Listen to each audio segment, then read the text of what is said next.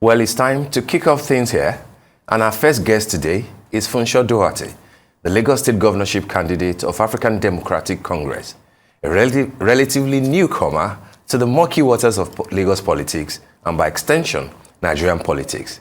Mr. Doherty, a chartered accountant, has now joined us to discuss his aspiration and what he intends to achieve with that if and when he becomes governor of Lagos State in 2023. Good morning, Mr. Doherty. Good morning. Good to have you. Good morning. Good to have you again. I mean, it's always a delight to have you around. Thank you so much. Well, what's been happening to you and to your campaign? It's been almost 3 weeks after INEC, blew the whistle. Mm-hmm. We have seen the governor of Lagos State, APC. We have seen Gbolabo Rosevival of Labour. We have seen, Jide Adedino of Labour Party. Maybe one or two other more on a low scale. How about your good self? Has campaign started? If it has not, when will it start and in what shape and form will it take? Absolutely, campaigns have started and we've been out there.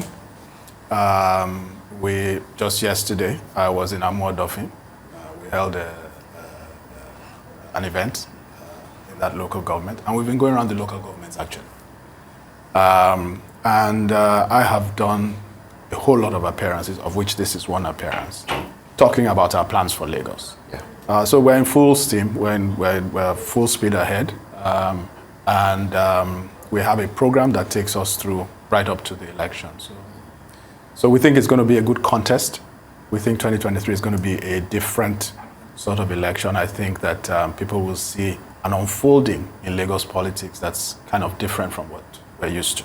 Okay, that's an interesting one. And I like that, during Steve's introduction, you did mention the murky waters of Lagos politics. Yep. Now, of course, as we all know, undoubtedly, the APC has had a strong hold and undoubtedly in terms of dominance within the state.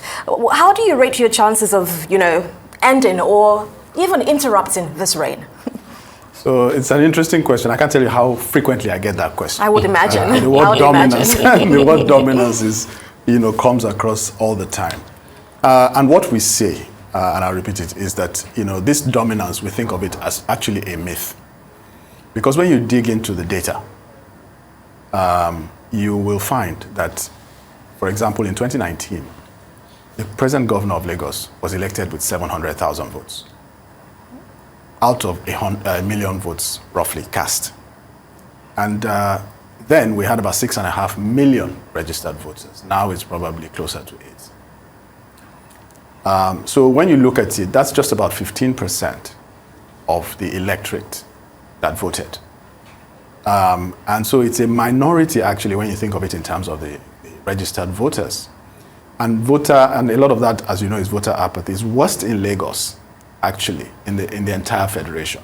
The national average is about 30%. That's right. Lagos is the worst at 15%.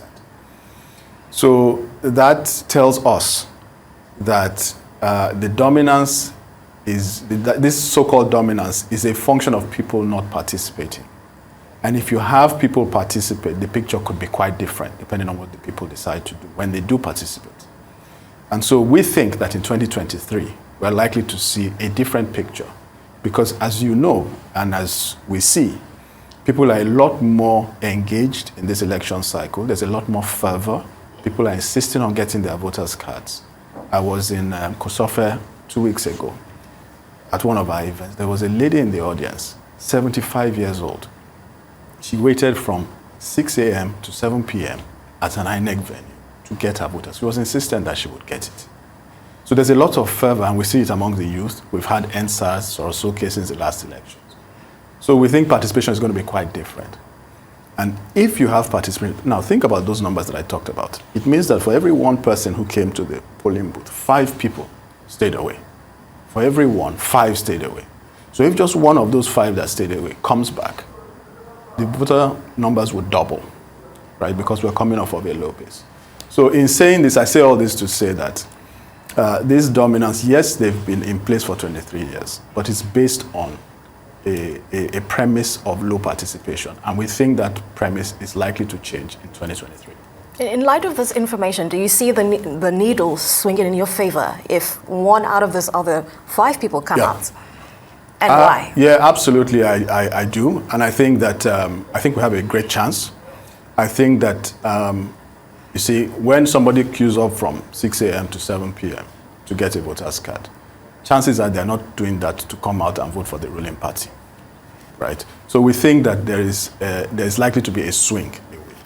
Now, we think that with our message, with our candidacy, which is built on a track record of leading with integrity, bringing governance of competence and character into leadership, which we think is where the gap exists, to essentially ensure that you have leadership in the state whose actions are aligned with the interests of the people, and whose actions will not be directed at a narrow segment of the population, but who would essentially be taking actions that will create prosperity and create growth for the wider economy. And so that this rise in inequality, which we believe has characterized the last 23 years, we think needs to be reversed. And I think that we have a strong case to make that we are the ones to do that. Okay, your campaign so far, what manner of campaign have you engaged in? I recall in 2015 when Jimmy Agbaje ran against Akinwumi Ambode, his style was not the popular people-oriented rallies. He had, smaller town hall meetings and engaged social media a lot. But is that your style too? You have mentioned Amuwo Odofin, which has a huge concentration of, if you like, non-Lagosians or non-Yorubas around that place. You've mentioned Koshofe. That's one of the bastions of the grassroots. When you go there, is it a door-to-door? Is it a town hall? Is it a rally?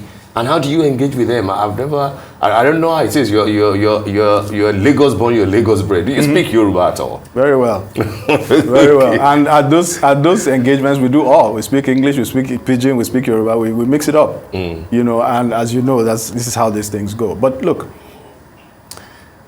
we're going around all the local governments. Yeah. And we're doing a combination of all those things which you talk about. Yeah. Remember that ADC is not a new party. We've been around since 2006, 2007. So we have structures in all of these local governments, right? So the door-to-door engagement goes on an ongoing basis. But we've also been having town halls. And our town halls actually are consultative town halls. And the one I held yesterday was a consultative town hall. We had between 200 and 300 people in that town hall meeting. And we had youths, we had women, we had, it was a mix of the people. And we engage with the people, and we have a discourse. And of course, there are certain things that I talk to them, right? But it's not just about standing and making speeches. We actually have an engagement. And I've gone around the local governments, and I have a good sense of what the people have on their minds. And it will interest you to know, and perhaps may not surprise you to know, that the concerns that people have are remarkably consistent from one local government. Okay. They're remarkably consistent. And what are those? People are concerned about roads, traffic. People are concerned about health. The fact that they do not trust the government facilities to go for their health care. People are concerned about education, that do not trust the schools. If they had the choice, they would not send their children to public schools. These are the things that people are concerned about now. One thing which has also come up remarkably consistently is the word agberos. People are very concerned everywhere. People feel that they are being held hostage, being taken to task, being extorted, that their lives are being made difficult. And that there seems not to be any effort to curb the activities of these entities that are inimical to their own well-being. Do you agree with them? You don't think that the present administration has tried to change the outlook of those that are referred to as agberos? With the uniform being introduced, changing the name from NURTW to, what are they called now? Parks, Lagos State Parks, management with MC Oluomo as the chair. You don't think that that's an improvement from what we used to have in the past? I could ask you the same question, but I'm sure you wouldn't answer. It's for you to answer. I think we might have to take a more direct approach with you on this. Just judging by what you said now, we can deduce that, because I was going to ask you your thoughts on the incumbent on his performance, a fair assessment of Babajide Sanwo-Olu's. I will come to that. Yes.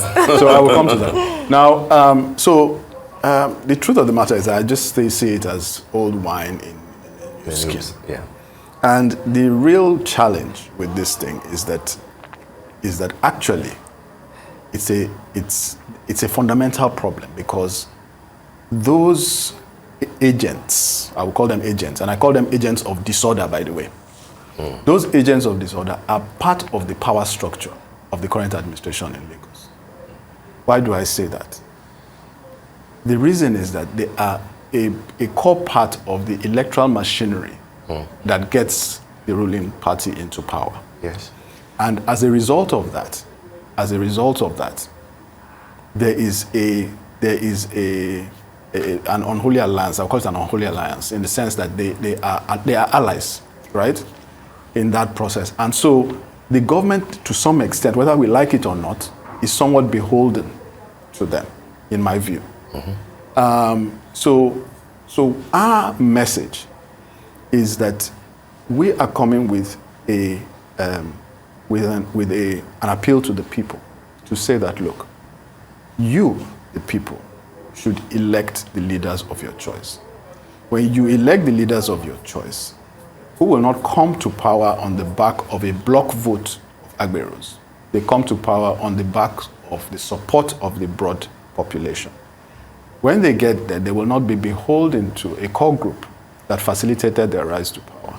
And they will represent your interest and effect those decisions and those actions that will be aligned with the things that will improve the quality of your lives. And that's the message that we've taken to the people. And you'll be surprised how much this message resonates, because they feel it within them, the people. So we will be resolute. We will defend the well-being of the people. We will not be beholden to a narrow group.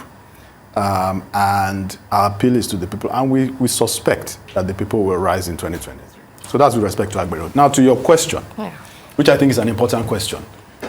So it goes to this, again, this narrative, which I call propaganda, that Lagos is working. Right? You hear that phrase. You call it propaganda. I call it propaganda. And why do I call it propaganda? I say that, look, let's look at the objective metrics, right? Because if we look at objective metrics, we will not be misled. One of the things that happened since the last time I was here, and I was here much earlier in the year, That's right. is that the Economist Intelligence Unit released its ranking of global cities, where it ranks cities across the globe on 5 dimensions: infrastructure, education, health, culture and environment, and stability. It rates a number of things, but in these 5 areas. Now, out of 172 cities that it ranked, Lagos was ranked 171 out of 172. That's one from the bottom. You can argue with their criteria, what have you, but the same criteria were used for everybody. Right? So that tells us, if the 5 hours that people spend in traffic was not enough to convince us, if the health care that people complain about from the government facilities was not enough to tell us, if the education quality and the outcomes that we see from education was not enough to tell us, this is an objective metric. It's not Funso Doherty's metric. It is a global standard that says that, look, somebody has run, or a ruling party has run, and a state for 23 years, 24 by the time we do the next election. At the end of that process, you have a comprehensive scorecard, which says that you are 171 out of 172. To me, that does not sound like a passing grade. That sounds like something where you need to say, look, let's try something different. So judging by this statement, and one would naturally just have to ask you, how do you see yourself changing the status quo should you triumph at the polls? based on these metrics that we're measuring it against? So, we have an approach, we call it a TIGER agenda. Tiger. TIGER, T-I-G-E-R, people like acronyms. So TIGER is an acronym. So the tiger is trying to confront the lion in body long. You know what? I didn't think about it that way, But thanks, Steve, for taking us back. But obviously a creative mind at work. Absolutely. So tiger, and I'll start with the G, although it's in the middle, because it's the foundation of everything. And that G is government reform. Okay. We believe that government and public sector reform is central to what we must do in Lagos. What will that involve? One, we will improve the compensation of public servants, right? Civil service and public office holders to the extent that we can. Because we believe that that's important, that over time, everybody who works for Lagos State should earn a reasonable compensation. And we believe Lagos can afford it, and we can move ourselves there. G stands for governance. G stands for government reform. Government reform. Government reform. Okay. And when we do that, we'll then insist on integrity and accountability from public officers. We will strengthen the Attorney General's office. We will strengthen the tools of surveillance, tools of audit, tools of enforcement. And we'll ensure that people uphold standards of service. They will uphold things like conflict of interest policies, all of those things. And we will prosecute people who don't. When you do that, you begin to get the actions of government aligned with the interests of the people rather than pursuing self-interest. So government reform is the foundation. And we believe that this is most needed, actually, in Lagos. T has to do with tax reform. Okay. Tax reform to accomplish equity, prosperity, and growth. And basically, we're saying that the tax system should be equitable. People who earn the most should pay the most. People who earn the least should pay the least. And if there are people who earn too little, maybe we should look for how they do not, in fact, pay tax. Would that attempt to disrupt the status quo in terms of the consultants? So this question of consultants, I'm glad you brought it up. And by the way, you'll be amazed, right, how well known Alpha Beta is in Lagos. If you go and hold a town hall in Ajegunle, right, and you call, the average people on the street, whether they are traders, they know Alpha Beta, right? Alpha Beta, to me, is a travesty. And we will unwind that arrangement. You'll stop it? We will unwind it. That will be one of our first actions in government. How do you seek to do that? Excuse me? How would you approach No, we'll that? pursue whatever legal processes are necessary to unwind, to extricate Lagos State from that contract. Because we do not believe that there's any reason why a state like Lagos should essentially engage a private sector entity that is narrowly held by a group of narrow interests and give them a share of the state's revenue for overseeing the revenue collection of the state, which is not necessary. It's unconscionable. And we need to understand, in fact, why that contract was signed and who the beneficiaries of that contract are. And in whose pockets are the revenues that are being withheld? Whose pockets are they ending up? This is a significant contract that the state has entered with a private sector entity with a narrow interest. Transparency and accountability in a modern functional society should dictate that first of all, that you don't do that. But we should even know who is the state contracting with, the ultimate beneficial interest that is in there. Let's know who it is. Let's know who it is. All right, let me come back quickly to, thanks for the submission on Tiger. Yes, although I didn't complete it, but... Okay, do you want to quickly complete it? I is for infrastructure. Okay. And that's infrastructure to support a modern city. Yeah. Transport, water, waste, broadband. And there's a whole range of things under that. I can't go into too much detail given the time that we have. E, education and health systems that people trust. Okay. That people trust. And that's important. And it's not about building big buildings or fancy buildings.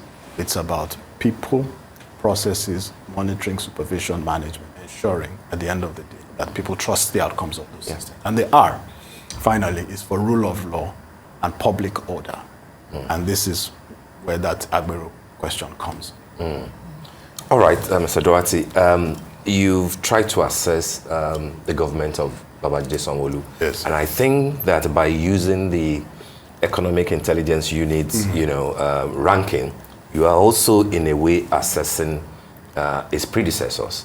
Yes. Since 1999. Yes, sure. I'm sure you are aware that the Lagos State government has, criticized the metrics used in arriving at the thing, and they're basically saying, because it's been there forever, since Babajide Raji Fashola's term, since somebody's term, up till now, Lagos has always been that, the second or the third.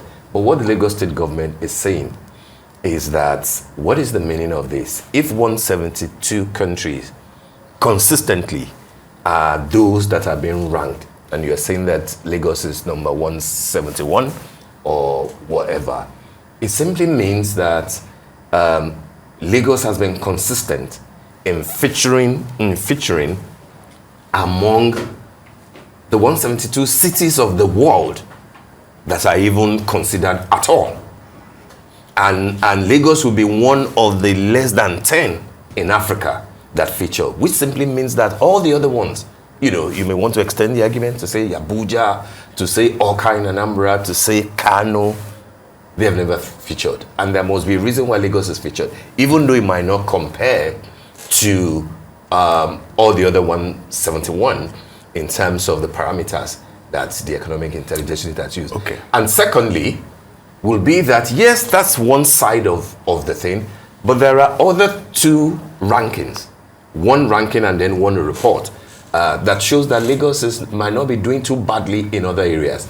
The CNN and the top destinations ranking of the world, Lagos in the last 2 years has been consistent as one of the destinations in the world, and one of the three in Africa when it comes to cultural revivalism, when it comes to tourism, when it comes to art areas. And they singled out the entire part of, Onikon, Marina, Freedom Park, Museum Center area as one of the top 10 in the world. That's, you can verify, as they always say. Secondly, is the top 100 most resilient cities in the world.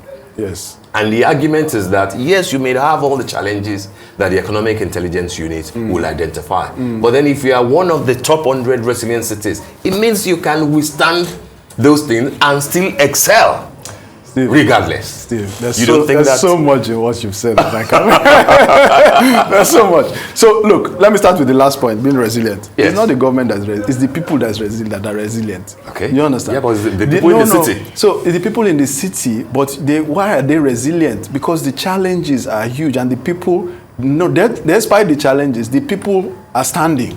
So the government cannot beat itself on its chest and say that the people are resilient.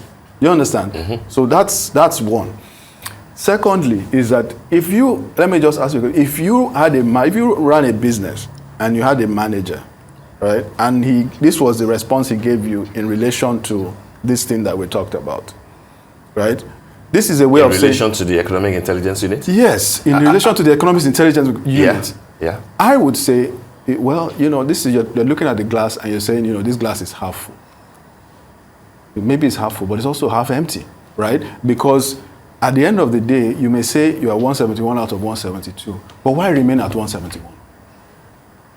Even if you are 171, why can't you become 170, 165, 150, right? You think that all the successive governors didn't want to climb the ladder? Whether they wanted to or they did not, we have not. So you're saying things have been stagnant? So we're saying that, you know what, you can't continue doing the same thing and expecting a different result.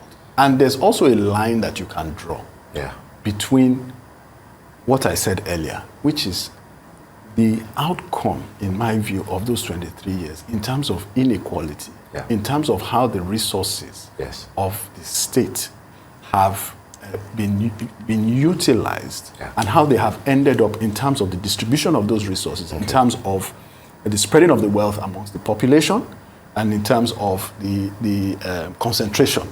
Okay, that's fine. So sorry to butt in. Let's utilize the last few minutes that we have. Yes.